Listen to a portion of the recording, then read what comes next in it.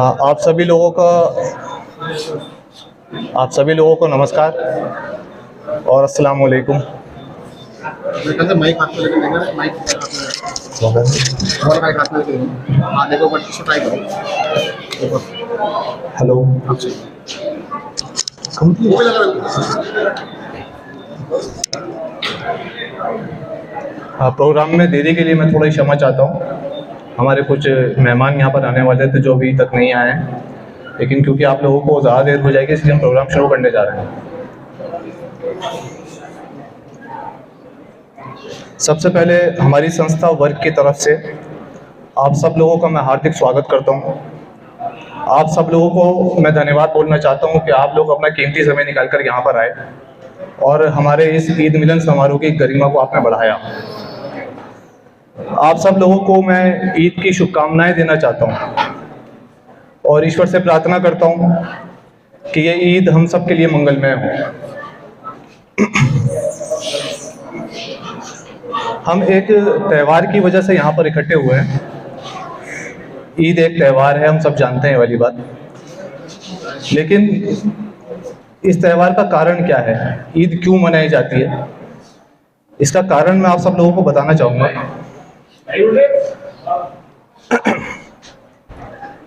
कुरान जो ईश्वर की तरफ से अंतिम ग्रंथ है, ईश्वर की अंतिम वाणी है, उसका अवतरण रमज़ान के पवित्र महीने में हुआ था।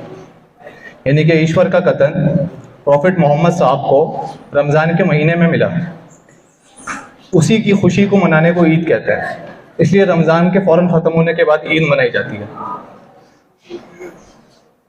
हमारी जो संस्था है उसका नाम वर्क, उसकी फुल फॉर्म है world organisation of religions and knowledge. इसमें दो चीज़ों पर सबसे ज़्यादा फोकस है, रिलीजन्स यानी कि सभी धर्मों पर, और ज्ञान पर। और सबसे ज़्यादा जो फोकस है वो है सिमिलैरिटीज़ पर, यानी कि सभी धर्मों में जो समान बातें हैं उनकी तरफ हम जाते हैं और उसी तरफ हम लोगों को बुलाते हैं। आप वर्क का ये लोगो देख रहे होंगे, वर्क का चिन्ह जो एक पेड़ है, इसकी जड़ में एक W है। इस W से ही नाम पड़ा है वर्क। इसकी जड़ की तरह ही इसकी जड़ आज भी एक है, बिल्कुल वैसे ही जैसे शुरुआत में ईश्वर का धर्म भी एक ही था। लेकिन समय के साथ साथ लोगों ने अपने अपने दर्शन, अपने अपने फलसफे बना लिए और सब लोग आपस में बढ़ गए। हमें इंटरफेथ अंडरस्टैंडिंग का काम तब तक करना है जब तक सबका धर्म एक नहीं हो जाता और हम अपनी असली जड़ यानी कि ईश्वर के सच्चे धर्म से नहीं जुड़ जाते। हमारे वर्क के जो फाउंडर हैं अल्लामा सैयद अब्दुल्ला तारिक साहब, वो खुद को वर्कर कहते हैं और जो भी वर्क को ज्वाइन करता है वो भी वर्कर ही कहलाता है। हमारे यहाँ एक कल्चर डेवलप हो गया है। आपको कोई भी वर्कर ऐसा नहीं मिलेगा जो किसी काम में ना लगा हो, किसी सोशल एक्टिविटी में ना लगा हो। ये एक कल्चर की तरह बन चुका है पूरे इंडिया में, कि इंडिया से बाहर भी वो कोई ना कोई काम कर रहे होंगे और ये बड़ा मुश्किल काम होगा उन लोगों के लिए। उनके नेचर में ये बात आ चुकी है कि चाहे इंसानों की तकलीफ हो, चाहे जानवरों की कोई तकलीफ हो, वो उसको नजरअंदाज नहीं कर सकते। वो कुछ ना कुछ करेंगे उसके लिए, जो भी कर सकते हैं। अगर वो ऐसा नहीं करते और अगर हमें ये पता चलता है कि कोई वर्क का मेंबर, कोई वर्कर ये काम नहीं कर रहा है, तो बड़ी शिकायत की बात होगी, बड़े दुख की बात होगी कि वो हमारे कल्चर में अभी तक ढला नहीं है।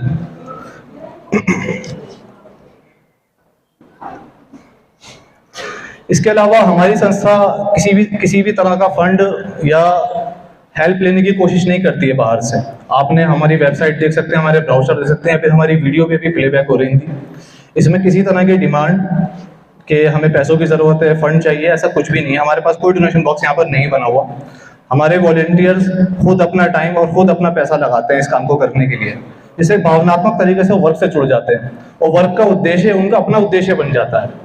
तो ये बड़ा ज़रूरी है, क्योंकि एक संस्था से जुड़ना बहुत आसान है, लेकिन उसके उद्देश्य को लेना जो है बहुत मुश्किल काम रहता है लोगों के लिए।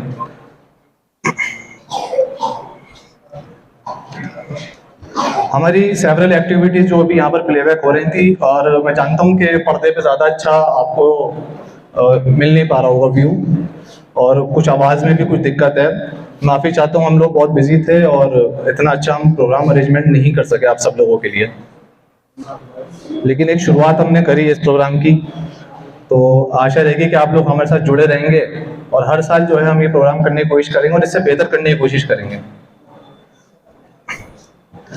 हमारी संस्था खासतौर से त्यौहार के मौके पर, चाहे वो दिवाली हो, होली हो, चाहे वो क्रिसमस हो या गुरु नानक जयंती हो और न्यू ईयर भी क्यों ना हो, उस पर हम लोग एक्टिविटीज़ करते रहते हैं। लोगों के बीच में शांति, प्रेम, सौहार्द बढ़ाने के लिए, प्यार मोहब्बत बांटने के लिए, कभी चाय बांटना, कभी शरबत बांटना। हमारी जो है रसोई घर भी चल रहे हैं और इंडिया में कई जगह पे चल रहे हैं, इंद्रलोक में भी चल रहे हैं, केशवपुरम में भी चल रहे हैं। दूसरी संस्थाओं के साथ मिलकर हम ये काम कर रहे हैं। ईद के मौके पर आप सब लोगों को हमने मस्जिद में बुलाया, इसका एक कारण है। जैसे हम जानते हैं कि लोगों ने अपने बहुत सारे दर्शन, बहुत सारे फलसफे बना लिए और अपने प्रार्थना स्थल को अपने वर्ग, अपने समुदाय के लोगों तक सीमित कर दिया। बिल्कुल वैसे ही जैसे मुसलमानों ने भी मस्जिद को मुसलमानों तक सीमित कर दिया। हालांकि अगर हम देखें तो प्रॉफेट मोहम्मद साहब ने मस्जिद सभी इंसानों के लिए बनाई थी। उनकी तरफ से हमें ऐसा कोई मैसेज नहीं मिलता, बल्कि ईद पर वो मस्जिदों में लोगों को बुलाते थे। बिल्कुल वैसे ही जैसे आज हमने आप सब लोगों को यहाँ पर बुलाया और हम पुनः स्थापित करने की कोशिश कर रहे हैं उस कल्चर को, उस रीति रिवाज को। प्रॉफेट मोहम्मद साहब की जीवनी संक्षेप में हमारे वर्ग के फाउंडर अल्लामा सैयद अब्दुल्ला तारिक साहब की आवाज़ में मैं आपको सुनाना चाहता हूँ और कुछ वीडियो है जो मैं आपको दिखाना चाहता हूँ। लगभग 1400 वर्ष पूर्व अरब देश के मक्का शहर में एक बालक का जन्म हुआ। बच्चा जन्म से अनाथ था। उसके पिता उसके जन्म से पहले ही गुजर चुके थे। बच्चा अभी 7 ही वर्ष का था कि माँ की छाया भी सिर से उठ गई। बच्चा जन्म से ही स्वभाव से नेक मिजाज और हसास, सेंसिटिव था। अन्य बच्चों के साथ खेलने या तमाशे आदि देखने का उसे शौक नहीं था। सच्चाई और ईमानदारी, ये 2 गुण तो उसकी ऐसी पहचान बन गए थे कि नौजवानी की आयु को पहुँचते पहुँचते वो सादिक यानी सत्यवादी और अमीन यानी ईमानदार और अमानतदार के नाम से मशहूर हो गया। लोग अपनी कीमती वस्तुएं उस गरीब नौजवान के पास अमानत स्वरूप रखते। वो बेहद सुंदर युवक था और अरब में बेहयाई आम थी। शर्म और हया का नाम न था, लेकिन वो युवक रास्तों में नजरें झुकाकर चलता था। अरब में जिसकी लाठी उसकी भैंस का विधान था। गरीबों और कमजोरों को सताया और लूटा जाता था। उसने कुछ युवकों को साथ लेकर एक संस्था बनाई। संस्था के सदस्य मजलूमों को उनके अधिकार दिलाने की कोशिश करते थे, लेकिन उस समय के अरब का वातावरण इतना बुरा था कि संसार की कोई बड़ी से बड़ी बुराई न थी जिस पर उन्हें गर्व न था। जातीय ऊंच नीच में समाज विभाजित था। लड़की के जन्म पर उसे जीवित ही जमीन में दफना दिया करते थे। बाप के मरने पर माता अपने ही पुत्र की संपत्ति बन जाती थी। जरा सी बात पर हथियार निकल आते और लाशों के ढेर बिछ जाते। जातीय दुश्मनियां पीढ़ियों से चली आ रही थीं। चारों ओर भय और आतंक, बेशर्मी और बेहयाई और जुल्म और सितम का राज था। वर्ष के हर दिन का एक देवता था। देवी देवताओं की मूर्तियां उस काबे में भी रख दी गई थीं, जिसे विश्व के पहले इंसान हजरत आदम ने हिंदुस्तान से जाकर एक निराकार परमेश्वर की उपासना के लिए निर्मित किया था। इन परिस्थितियों में वो युवक बहुत दुखी रहने लगा। वो हर समय इस गम में डूबा रहने लगा कि इंसान को इंसान की गुलामी से निकालकर एक ईश्वर की बंदगी में कैसे दाखिल किया जाए। मन पर बोझ जब बहुत बढ़ गया तो उसने आबादी को छोड़कर वीराने में एक गुफा को अपना ठिकाना बनाया और वहीं ध्यान में लीन रहने लगा। ऐसे ही एक दिन ध्यानावस्था में खुदा का एक फरिश्ता उसके सामने प्रकट हुआ और उसे दुनिया के तमाम इंसानों को अमन और शांति की राह पर चलने के लिए ईश्वर का दूत बनाया गया। सद्ज्ञान की ताकत लेकर वो गुफा से निकला और 23 साल के अंदर अरब के लोग सैकड़ों देवी देवताओं को छोड़कर एक खुदा को पूजने वाले बन गए। जुल्म सितम का खात्मा हो गया। आतंकवाद का नामो निशान न रहा। लोग दुख दर्द में एक दूसरे के काम आने लगे। अनाथों और बेवाओं का संरक्षण करना लोग अपना कर्तव्य समझने लगे। गरीबों के लिए अमीरों की आमदनी में से 2.5% का अनिवार्य दान निर्धारित हुआ। माँ बाप को सम्मान मिला। ईश्वर के बाद सबसे ज्यादा मान सम्मान की हकदार माँ को बनाया गया। शराब और जुए की लानत जड़ से समाप्त हो गई। लड़की के जन्म को शुभ माना जाने लगा। स्त्रियों के लिए विरासत में हिस्सा नियुक्त हुआ। मजदूर को उसका पसीना सूखने से पहले मजदूरी मिलने लगी। सूद लेने वालों ने अपना सभी पिछला बकाया ब्याज माफ कर दिया और आइंदा ब्याज न लेने का ऐलान किया। इंसानों ही नहीं, पशुओं के भी अधिकार मुकर्रर हुए। बदला लेने के बजाय माफ़ी की शिक्षा दी गई। जब यह अभियान एक क्रांतिकारी शक्ति बन गया तो उसे कुचलने की कोशिश में अभियान के कार्यकर्ताओं पर हमले हुए। कई बार उन्हें अपनी सुरक्षा में जंग पर भी मजबूर किया गया, लेकिन अंततः जीत सच्चाई की हुई और 23 वर्ष में वो अभूतपूर्व क्रांति आई कि चारों ओर इंसानी भाईचारा, बराबरी और अमन शांति कायम हो गई। आश्चर्य की बात है कि इस इनकलाब में कई युद्धों के बावजूद 400 से भी कम इंसान हताहत हुए। जिस ईशदूत के नेतृत्व में इतिहास का सबसे अद्भुत शांतिपूर्ण इनकलाब आया, जिसके मानने वाले आज विश्व की जनसंख्या के 1/4 हैं, जिसके अनुयायियों की संख्या आज भी संसार के सभी मुख्य धर्मों की तुलना में सबसे तेजी से बढ़ रही है, उस पवित्र शख्सियत का नाम मोहम्मद सल्लल्लाहु अलैहि वसल्लम है।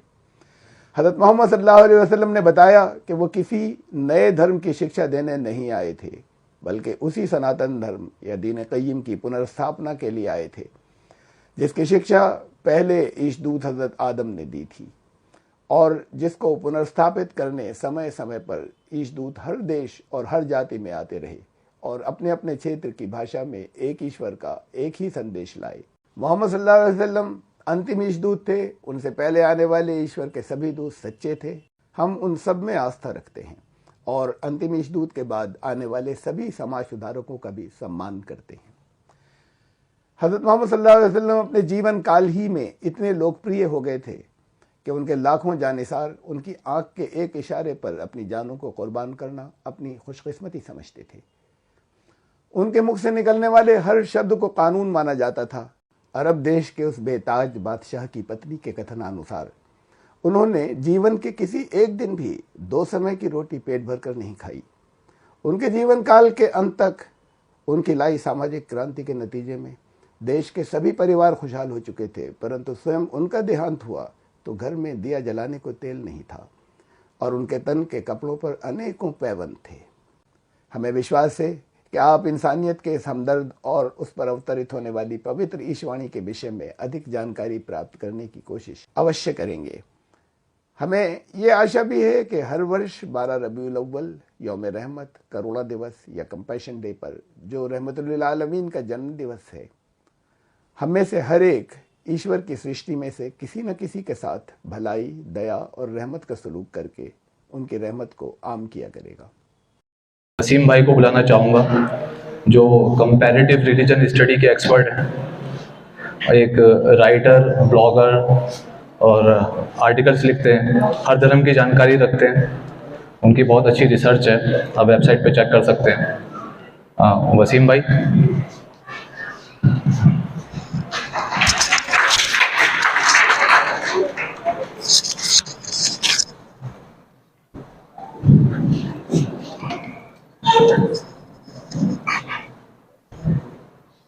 सभी को नमस्कार और अस्सलाम वालेकुम।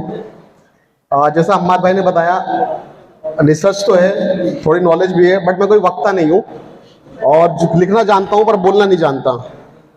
तो सबसे पहले मैं कुछ आपको सामने जो टॉपिक दिया गया उससे पहले कुछ बातें रखना चाहता हूँ।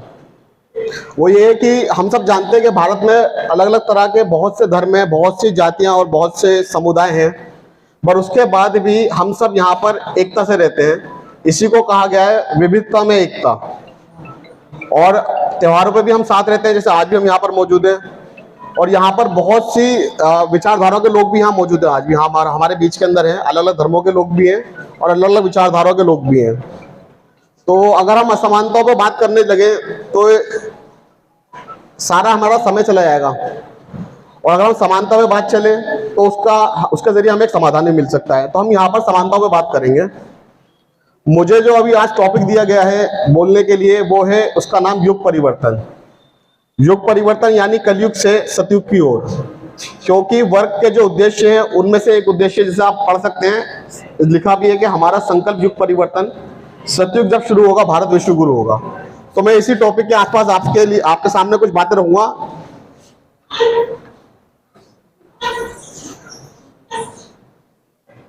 जैसा कि हम जानते हैं कि हमेशा से ही युगों को, कालों को ना विभाजित करने की परंपरा रही है। अलग अलग धर्मों में, चाहे हिंदू धर्म हो, चाहे ईसाइयत हो, चाहे इस्लाम हो, चाहे बौद्ध धर्म हो, अलग अलग मान्यताएं पाई जाती है। और इन कालों को अच्छाई और बुराई से भी लोग जोड़ के देखते रहते हैं। उसे आप समझना चाहें तो गोल्डन एज से समझ सकते हैं, या उसको डार्क एज जैसे नामों से ही बुलाया गया है। तो भारतीय संस्कृति में इसको हमने 4 युगों में बांटा है। जैसे आपने सुना हुआ, एक होता है सतयुग, त्रेता युग, द्वापर युग और कलयुग। ये युग क्या है, इनकी क्या लक्षण है, क्या गुण है, सब हमें पहले से अच्छी तरह से मालूम है हम सबको। तो यहाँ पर मैं उसका विवरण तो नहीं रखूंगा, पर मैं आपके सामने बस कुछ बातें रखना चाहता हूं। जैसा कि हम सब जानते हैं कि आज जो है कलयुग चल रहा है, जैसा कि हम सब जानते हैं कि आज कलयुग चल रहा है, और कलयुग में ऐसी कोई बुराई नहीं है जो आज हमारे समाज में ना हो। आज लोग स्वार्थ के लिए, धन के लिए कुछ भी करने को तैयार है, और अमीर अमीर होता जा रहा है, गरीब गरीब होता जा रहा है। जो चालाक आदमी है उसकी समाज के अंदर पूछ है, और जो बेचारा शरीफ आदमी है उसको कोई नहीं पूछता। तो ये सारी समस्या हमारे समाज के अंदर है। इसके अलावा हमारे घर परिवार भी बुराइयों से दूर नहीं है।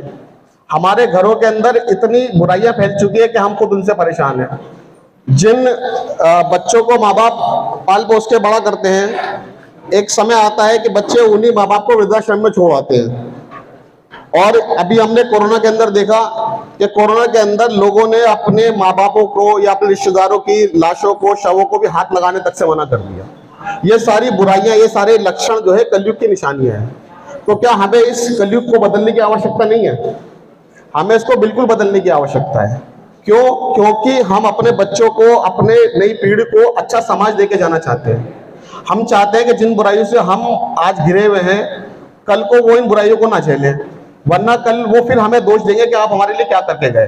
तो हमारा कर्तव्य बनता है कि ये समाज में जो बुराइयां हैं, ये जो कलयुगी समाज है, इसको बदल के सतयुगी समाज बनाना, एक अच्छा समाज बनाना।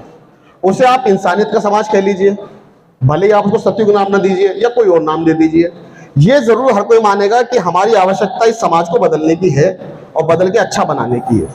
हम अच्छाई क्या चाहते हैं? अच्छाई हमारी जो आवश्यकता है बहुत छोटी छोटी आवश्यकता है। वो ये है कि बस हम ये चाहते हैं कि हमारे साथ कोई धोखाधड़ी ना हो, हमें कहीं रिश्वत ना देनी पड़े, हमें कहीं कोई जो है मिलावट वाला खाना ना बेचे, हमारी जो सब्जियां हैं वो हमें साफ सुथरी मिल जाए, गंदे पानी से ना धुली हुई हो, और हमारे जो सारे काम है हमें वो सारे अधिकार मिले जिनका हमें जरूरत है और जो हमें मिलने चाहिए। तो ये छोटी छोटी आवश्यकता ये तभी पूरी होंगी जब हम अपने समाज को बेहतर कर लेंगे। तो समाज को बेहतर करने का सबसे अच्छा जो मूल जो उसका वो है, जो कहेंगे आप उसका आधार है, वो यही होगा जब हम खुद से शुरुआत करेंगे। तो स्वयं सुधार से ही समाज की सुधार की जो है शुरुआत होगी। अब ये हम करेंगे कैसे, वो कई सारे प्रश्न उसके अंदर उठते हैं। सबसे पहले तो हम ये समझ लेते हैं कि ये वर्तमान परिप्रेक्ष्य में ढाले हम अगर सतयुगी समाज को तो कैसा बनता है। आप देखेंगे कि आज बहुत से विकसित देशों ने अपनी ऐसी जो है समाज बना लिए, ऐसे देश बना लिए जहां पे क्राइम और करप्शन बहुत कम है, और वहां पर नागरिकों को अधिकार भी मिले हुए, सुविधाएं भी मिली हुई है। तो ये एक प्रकार से सतयुगी समाज का छोटा सा उदाहरण है। पर इनके अंदर भी कुछ कमियां होती हैं। वो कमियां क्या होती हैं? आप देखेंगे वेस्टर्न समाज के अंदर आज भी बहुत से ऐसी जो है बुराइयां हैं जिनको नैतिक मान्यता मिली हुई है। फॉर एग्जाम्पल, शराब को नैतिक मान्यता है, और व्यभिचार को नैतिक मान्यता है, और बूढ़े अपने बड़े बूढ़ों को माँ बाप को लेके जो उनका जो रिलेशन है उसके अंदर भी कमियां दिखाई देती है। तो ये जो सारी कमियां हैं, ये असल जो सतयुगी समाज होगा, असल जो सतयुग होगा उसमें नहीं होगी। तो उस सतयुग की शुरुआत नीति अनुसार और ग्रंथों के अनुसार उस धरती से होनी है जहां से ज्ञान और धर्म की और मानवता की शुरुआत हुई थी।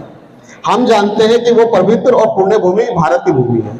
तो ये शुरुआत भारत से ही होनी है, ये हमारी नीति के अंदर लिखा हुआ है। और जब ये शुरुआत होगी तो हम जो है भारत को वापस विश्व गुरु भी बना पाएंगे। क्यों? क्योंकि विश्व गुरु क्या होता है? विश्व गुरु वो होता है जहां से आदमी शिक्षा लेता है, जहां से उनको सीखने को मिलता है। तो जब हम अपने आप को स्वयं को सुधार लेंगे, अपने देश को उत्कृष्ट बना लेंगे, तो ऑटोमेटिकली हम विश्व गुरु हो जाएंगे। आप जानते हैं कि आज विश्व गुरु जैसा स्थान अमेरिका को प्राप्त है, पर क्या अमेरिका वाकई में विश्व गुरु है? नहीं। वो क्यों नहीं है? क्योंकि वो शक्ति का प्रदर्शन करता है। तो असल जो विश्व गुरु होगा वो शक्तिशाली नहीं होगा केवल, वो आध्यात्मिक रूप से भी गुरु होगा। और ये हमारी परंपरा भारत से ही वापस जीवित हो गया, वापस विश्व गुरु भी बनेंगे।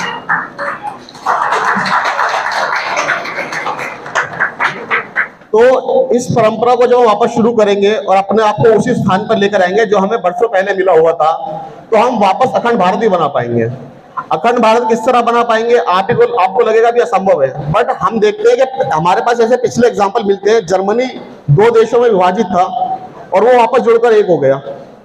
आज भी नेपाल हमसे जुड़ा हुआ है, कोई सीमा नहीं है। सिक्किम भी हमसे जुड़ा था 1975 के अंदर।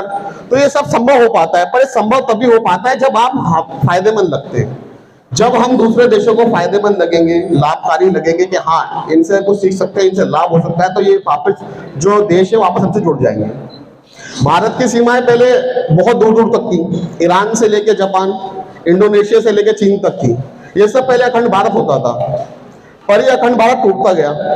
कैसे टूटता गया, बहुत सारे उसके जो है रीजन है, उन पर बात नहीं करूंगा, पर अल्टीमेटली होता क्या है, होता यह है कि हर कोई दूसरे को ब्लेम देता है। कुछ लोग कहते हैं कि जी मुसलमानों ने तोड़वा दिया, कुछ कहते हैं हिंदुओं ने तोड़वा दिया, और कुछ कहते हैं कि ये ब्रिटिशर्स ने, अंग्रेजों ने तोड़वा दिया। बट असल में इनमें से किसी ने नहीं टूटवाया, ये टूटा नफरत के आधार पर।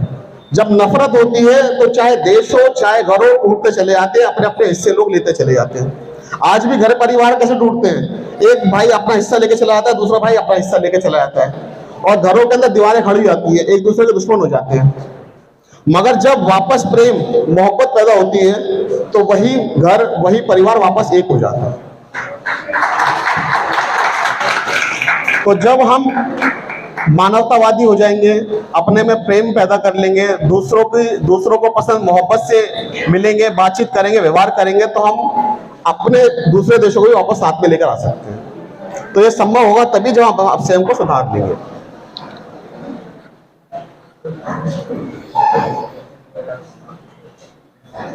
अब ये सुधारेंगे कब और ये होगा कब, ये सतयुग कब आएगा? तो देखिए, सतयुग आना कोई असंभव बात नहीं है। सतयुग शीघ्र आ सकता है, ये हम पर डिपेंड करता है। जब बुराई अपनी चरम सीमा पे पहुंच जाती है तो उसके बाद उसका अंत होता है और अच्छाई शुरू होती है। यह उसी प्रकार से है कि जब रात होती है, अंधेरा होता है, उसके बाद उजाला आता है, उसी प्रकार से बुराइयों की जब चरम सीमा हो जाएगी उसके बाद अच्छाई पैदा होना शुरू होगी। और जो लोग इस सतयुग के लिए काम करेंगे उनका वैसे ही सम्मान होगा जैसे हमारे क्रांतिकारियों का होता था। क्यों? क्योंकि हेलो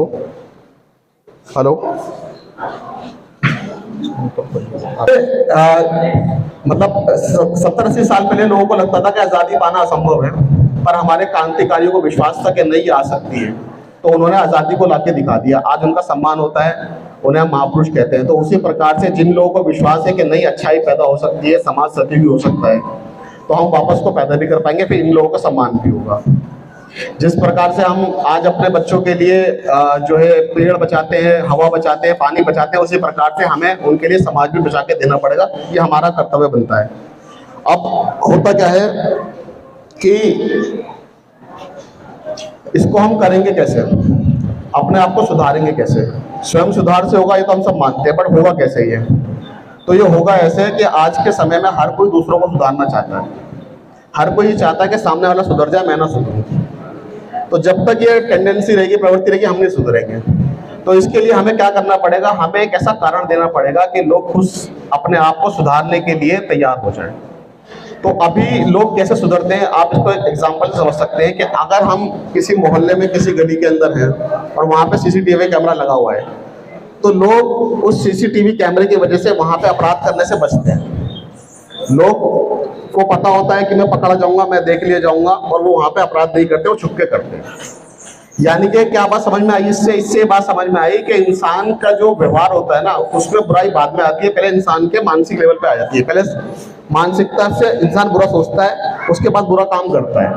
तो अगर हम इसी तरीके से लोगों को सुधारने के लिए एक कारण दे दें जो उनको व्यवहार से पहले उनके दिमाग में आ जाए, तो वो सुधर जाएंगे।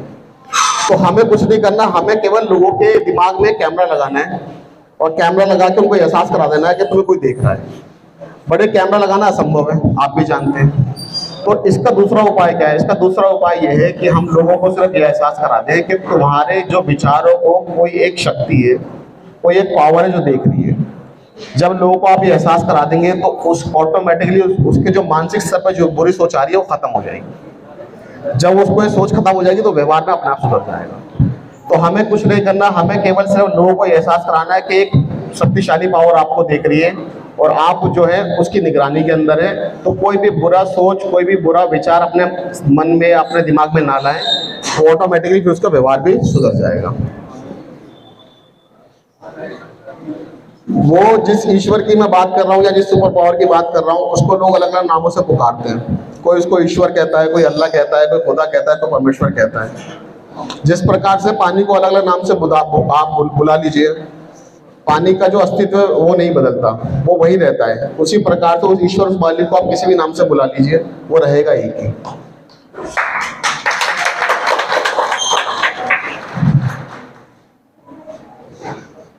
उसने जो है इस धरती के ऊपर जो मानवता की जो उत्पत्ति करी, वो एक स्त्री और एक पुरुष से करी। वो स्त्री पुरुष को हम आज अलग अलग नामों से पुकारते हैं। सनातन धर्म में उनको स्वयंभू मनु और शत्रुपा कहते हैं। इस्लाम धर्म में उनको आदम और हवा कहते हैं। और क्रिश्चियनिटी के अंदर उनको एडम और ईव कहते हैं। तो वो लोग दोनों एक ही हैं, बट उसको हम अलग अलग नाम से पुकार रहे हैं। ये उसी प्रकार है जैसे ईश्वर को हम अलग अलग नाम से पुकार रहे हैं। तो जब हम सब उनसे ही जन्मे हैं, जब सब हम उनसे उत्पत्ति, उनकी संतान हैं, तो फिर हम आपस के अंदर अलग कहाँ हो गए? फिर तो हम एक ही परिवार के सदस्य हो गए, हम सबका खून एक ही हो गया। फिर हम में आपस में कैसा भेदभाव, कैसा ऊंच नीच और कैसा जातिवाद या कैसा धर्मवाद, हम सब उन्हीं की संतानें हो गई। तो उस ईश्वर ने हम में कोई भेद नहीं करा, उसने हम सबको बराबर जो है प्रकृति की सुविधाएं दी। आज आप धूप के अंदर खड़े हो जाइए, क्या धूप किसी धर्म वाले को, किसी जाति वाले को मना कर देती है कि मैं आपके ऊपर नहीं गिरूंगी? क्या बादल जब आता है और पानी बरसाता है तो क्या मना कर देता है कि नहीं मैं इस जाति वाले के ऊपर नहीं बरसूंगा या मैं उस जाति वाले के ऊपर नहीं बरसूंगा? तो ये प्रकृति और ईश्वर कभी कोई भेदभाव नहीं करता। भेदभाव हम लोगों ने कर लिया। हमने अपने आप को धर्म, जाति, संप्रदाय, भाषाओं, क्षेत्रों में बांट लिया, जबकि हमें बांटना नहीं था, हम थे तो एक ही। आज भी क्या होता है, अगर किसी मनुष्य को, किसी इंसान को खून की जरूरत पड़े तो वो कभी नहीं पूछता कि जो खून देने में जो आ रहा है वो कौन सी जाति का, कौन सा धर्म का, वो खून ले लेता है। क्यों? क्योंकि हम सबका खून तो एक ही है। तो ये हमको जो बनाने वाला, जैसे मैंने बताया, वो एक ही ईश्वर से किसी भी नाम से पुकार लीजिए, वो रहेगा एक ही। अभी थोड़ा माहौल थोड़ा जो है आजकल इस तरह का चल रहा है कि आजकल हर कोई एक दूसरे के धर्म के ऊपर कीचड़ उछाल रहा है और सवाल उठा रहा है। बट लोग ये नहीं समझते कि अगर आप ईश्वर को बुरा बोलेंगे तो वो अल्लाह को बुरा लगेगा, अल्लाह को बोलेंगे तो खुदा को लगेगा, खुदा को बोलेंगे तो वाहेगुरु को बोलेंगे तो गॉड को। तो इसलिए हमारे मन में, हमारी ज़बान से इस तरह की बातें बिल्कुल नहीं निकलनी चाहिए कि ये दूसरे धर्म वालों का ईश्वर है, जबकि वो है एक ही। तो इससे बचना चाहिए हमारे को बिल्कुल।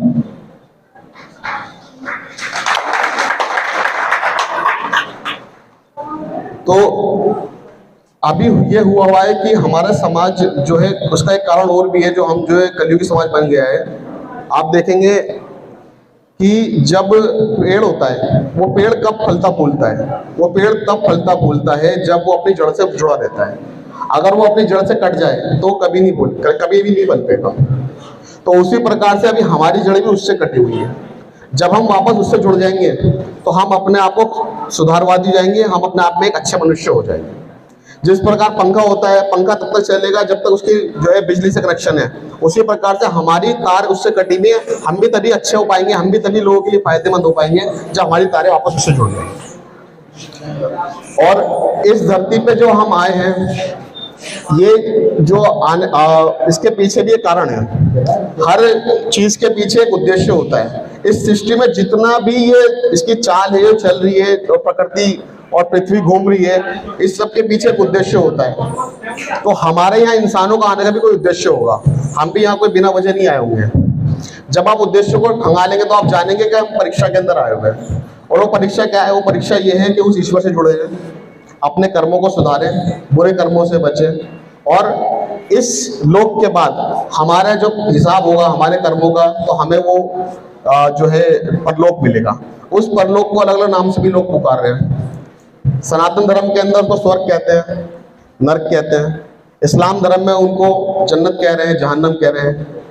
ईसाइयत के अंदर उसको हम हेवन कह रहे हैं, हेल कह रहे हैं। तो यहाँ भी आप देखेंगे वही सेम चीज़ है कि कॉन्सेप्ट है कि सिर्फ नाम अलग अलग चलते आ रहे हैं।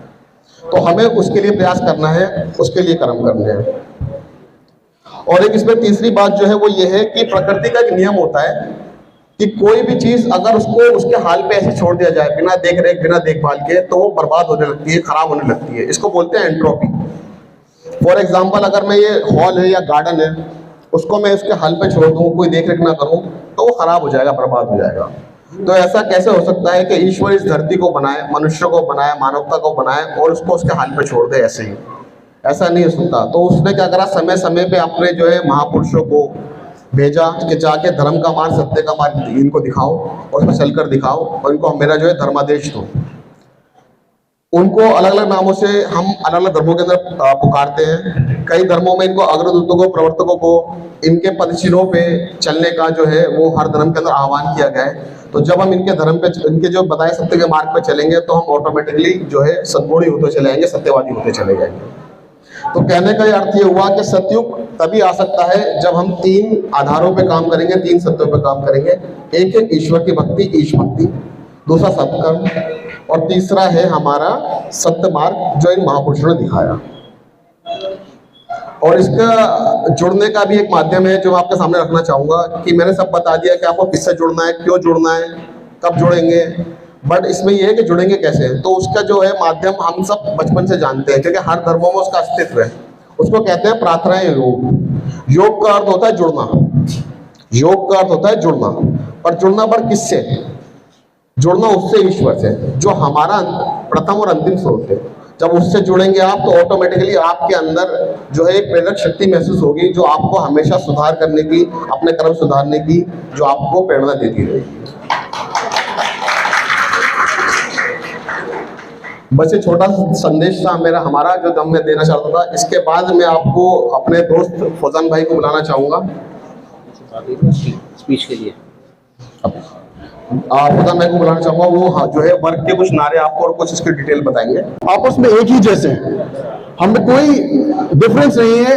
अगर आप हमारी जीवन प्रतिक्रिया देखें कि हमारे खान पान की प्रतिक्रिया, हमारे जीवनचर्या, हम कभी जो है बच्चे होते हैं, फिर किशोरावस्था को जाते हैं, फिर जवानी, फिर बुढ़ापा और फिर मृत्यु। तो ये हम सबकी जीवन प्रणाली है। हम में से कोई भी ऐसा नहीं है जो इस जीवन प्रणाली के थ्रू होकर के नहीं जाएगा। कोई पहले इस संसार से चला जाएगा, कोई इस संसार से बाद में चला जाएगा। जाना अवश्य है। थोड़ा सा जो मृत्यु है वो एक ऐसा अटल सत्य है जिसको कोई भी नहीं झुठला सकता। तो जब ईश्वर ने हमें इस संसार में भेजा, तो ईश्वर ने हमें क्यों भेजा? इतने सारे मनुष्य संसार में आते हैं, इतने सारे मनुष्य संसार से चले जाते हैं, तो इस संसार में आने का कारण क्या था और इस संसार से जाने का कारण क्या था?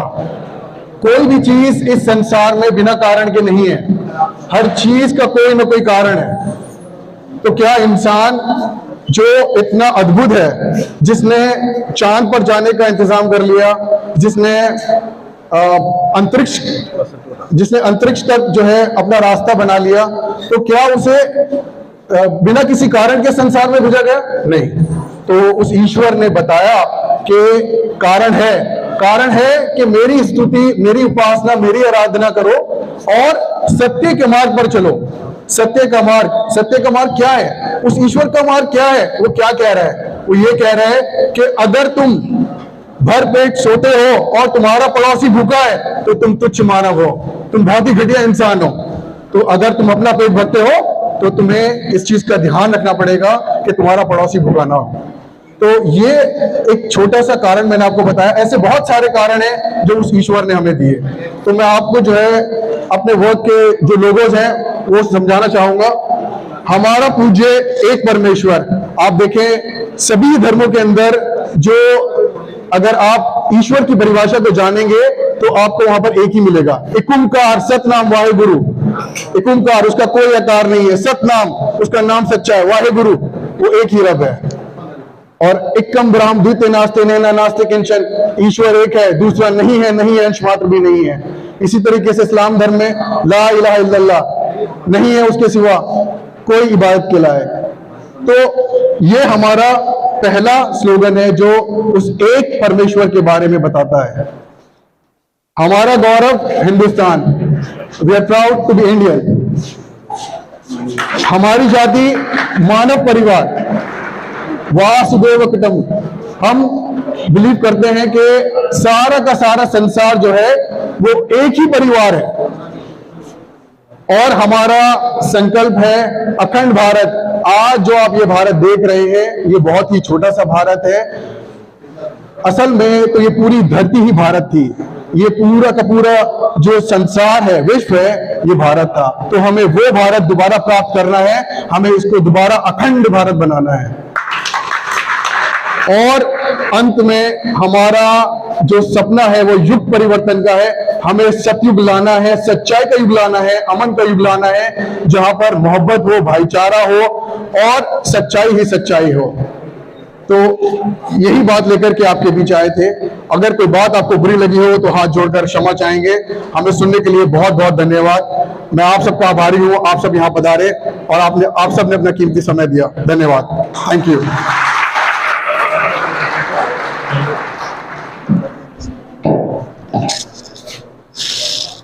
संदेश जो देना था वो हम दे चुके हैं। अब हमारे यहाँ पर इस समय जो हमारे बीच में बहुत से माननीय लोग यहाँ मौजूद हैं, बड़े बड़े लोग, बड़े बड़े एक्सपर्ट यहाँ मौजूद हैं। अब हम चाहेंगे कि एक एक करके उन लोगों को स्टेज पर बुलाएं और वो कुछ सभी क्या अपना अनुभव को भी कहना चाहिए यहाँ पर। तो सबसे पहले की बात चला रहे हैं ना हमारे संदेश शेट्टी सबसे ये पार्लियामेंट मीटिंग के अंदर में पद में कार्यरत है और साहित्य परिषद ऐसी है कि वहाँ पे बहुत बड़े बड़े है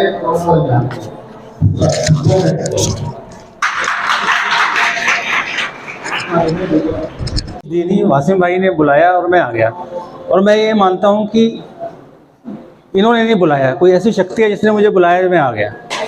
और मैं इस बात पे बहुत ज़्यादा मेरा विश्वास है कि सब धर्म एक जैसे हैं और हमें उसका सम्मान करना चाहिए। Thank you sir. इसके बाद मैं अपने दूसरे जो है गेस्ट को बुलाना चाहूँगा, श्री CS भंडारी जी। भंडारी जी हमारे जर्नलिस्ट सोसाइटी ऑफ इंडिया के प्रेसिडेंट हैं और मैं चाहूंगा कि ये हमसे हमारे सामने 2 शब्द हैं।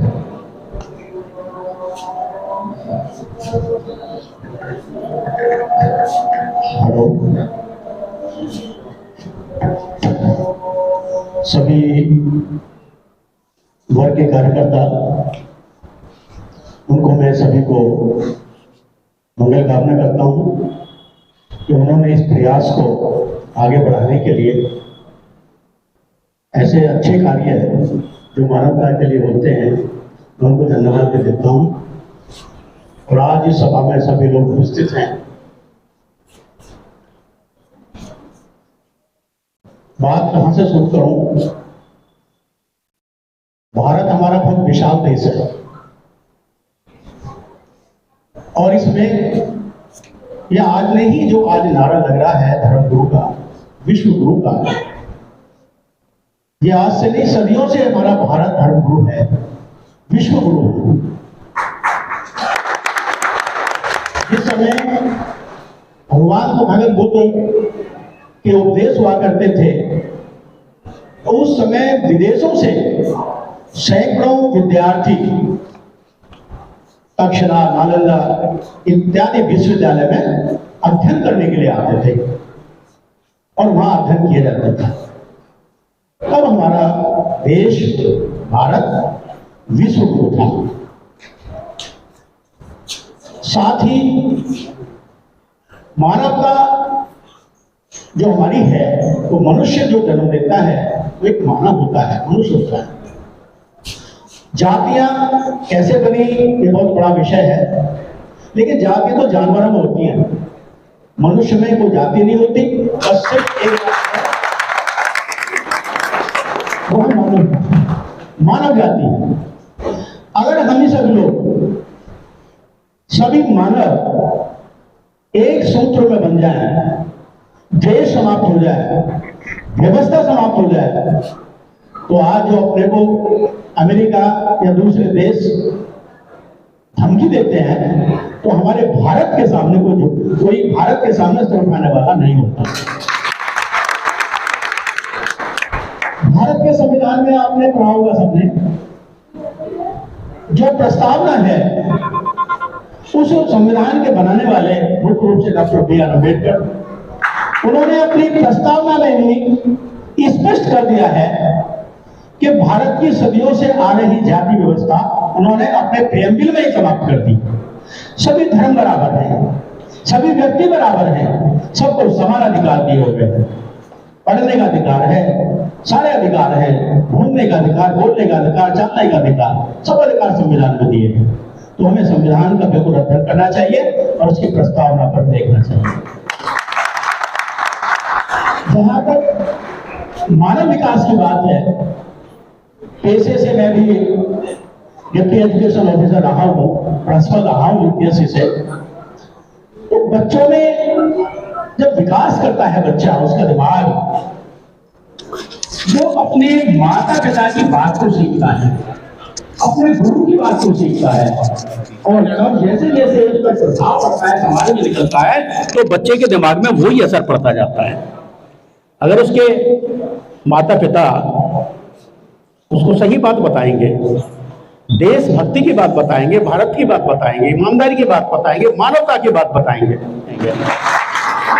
और अगर हम उनको गलत शिक्षा देंगे तो वो गलत ही रहेंगे। पंचशील हमारा एक सिद्धांत है जो मानव के विकास के लिए बहुत जरूरी है। जैसे पहला सिद्धांत है कि मैं झूठ नहीं बोलूंगा। जो व्यक्ति झूठ बोलता है और वो गलत साबित हो जाता है तो उसके छिपाने के लिए 10 झूठ और बोलता है। इसका मतलब है झूठ बोलने वाला पर कभी लोग विश्वास करना बंद कर देते हैं कि यह तो झूठा आदमी है, और वो झूठ पे झूठ, झूठ पर झूठ बोलता चला जाता है। इस झूठ बोलने से उसका व्यक्तिगत प्रभाव समाप्त होता है और समाज में भी प्रगति नहीं होती। चोरी नहीं करूंगा, बहुत सारे प्रकार हैं चोरी करने के। चोरी का एक शॉर्ट में संक्षेप में आज ये है कि हम किसी की दिए बिना हम किसी की चीज नहीं लेंगे, वो चोरी है। अगर कोई हमें देखता है, देख रहा है ना देख रहा है उसको कोई बात नहीं है, हम किसी चीज को उठाते हैं और वो हमारी नहीं है तो वो चोरी है। तो हमें इस चीज से भी बचना चाहिए। उसके बाद है हिंसा न करना। हमें हिंसा नहीं करनी चाहिए, जबरदस्ती किसी को मारना नहीं चाहिए, कि सुताना नहीं चाहिए, सबको प्यार करना चाहिए। व्यभिचार नहीं करना। हमें अपनी पत्नी है, इसके अलावा हम सबका ध्यान रखना चाहिए, सारी महिलाओं का ध्यान रखना चाहिए। अगर ये 5 तत्व हम अपने बच्चों में जागृत करेंगे। हाँ, एक और रह गया, नशा। आजकल सब जानते हैं नशा बहुत बुरी चीज है। नशा शराब का भी है, गांजे का भी है, बीड़ी का भी है, सिगरेट का भी है, सबका नशा है। और जब घर में नशा होता है तो परिवार में शांति नहीं होती। जब बाप पी के जाएगा तो बच्चा जरूर देखेगा मेरे बाप कैसा है, क्या कर रहा है मेरा बाप। छोटा सा बच्चा है तो सीखता जाता है। तो इसलिए अगर हमें मानव बनना है, हमें इंसान बनना है, तो हमें प्यार मोहब्बत करना होगा और हमें इस पंचशील का पालन करना होगा। जब 5 तत्वों का हम पालन करेंगे तो वास्तव में मानव बनेंगे। हमारा समाज और व्यक्ति खुद ही अपना विकास करता चला जाएगा। इन्हीं शब्दों के साथ मैं अपनी बात को विराम देता हूं। सभी को नमस्कार।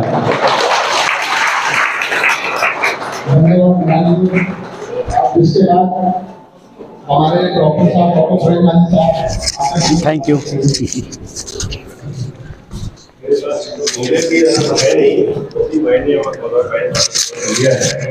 अब मैं अपने केशवपुरम के बहुत बड़े समाज सेवी राकेश गुलाटी साहब को बुलाना चाहता हूं, जो वहां पर एक मानवता के प्रतीक के तौर पे उभर के आए हैं।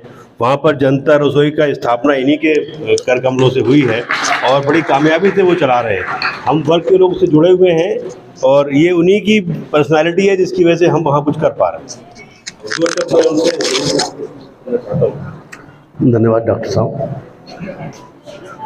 बहुत अच्छा लग रहा है कि जो वर्क एनजीओ है मानवता के लिए काम कर रहा है। और जो मिशन है हमारा पूज्य एक परमेश्वर, हमारा गौरव हिंदुस्तान, हमारी जाति मानव परिवार, हमारा सपना अखंड भारत।